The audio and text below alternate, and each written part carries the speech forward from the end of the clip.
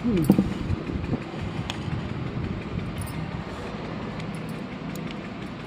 हम पढ़ेंगे photo rearrangement of alpha beta unsaturated ketone, beta gamma unsaturated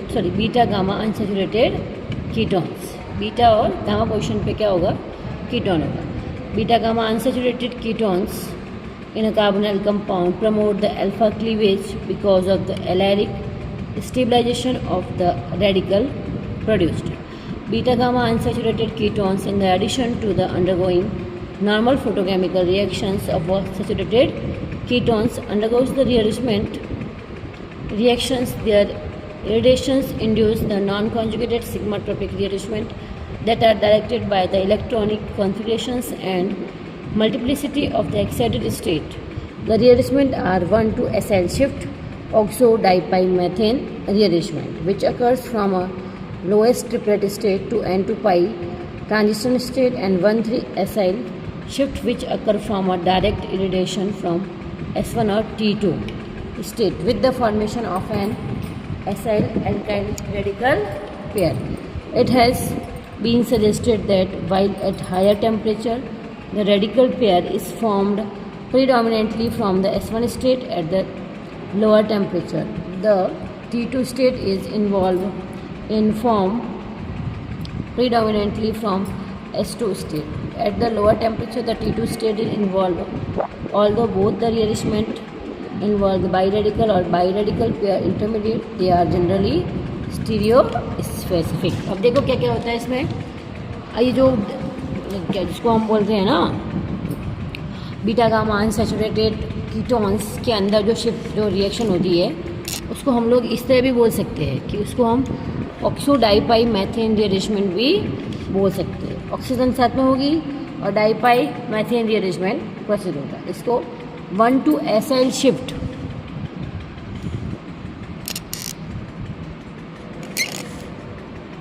भी कहते हैं। The 1,2-acyl shift oxo-dipymethane rearrangement.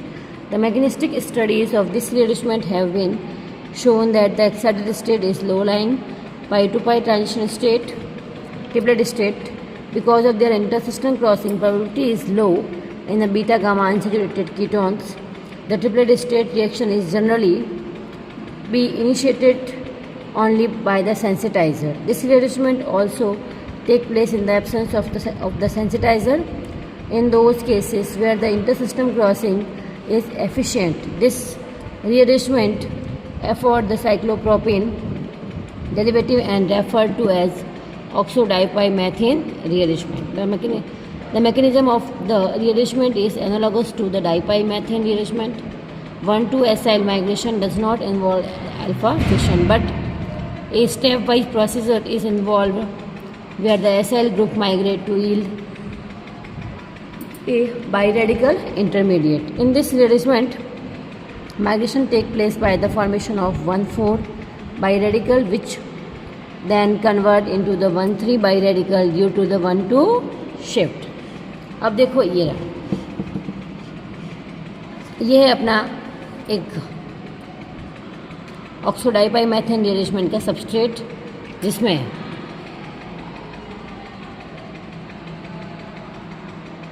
ये अल्फ़ा, ये बीटा और ये गामा।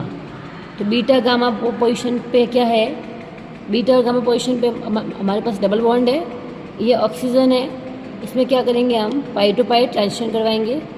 मतलब सिंपल, पहले इसको सनलाइट देंगे तो ये चेंज होगा सिंगलेट स्टेट में, फिर चेंज होता है ट्रिपलेट स्टेट में। S1 चेंज होता है फिर ट्रिपलेट में।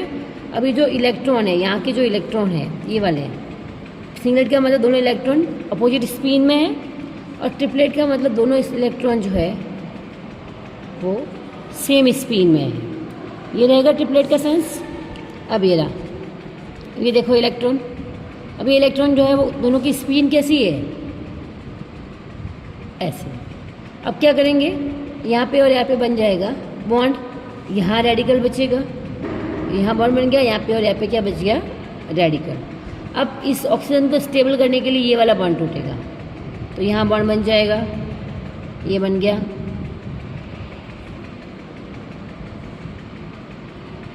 ये वाला पार्ट पूरा अलग, ये वाला पार्ट ऊपर चला गया। अब यहाँ पे और यहाँ पे रेडी कर लेते हैं, यहाँ पे और यहाँ पे साइक्लोप्रोपेन रिंग बन जाएगी।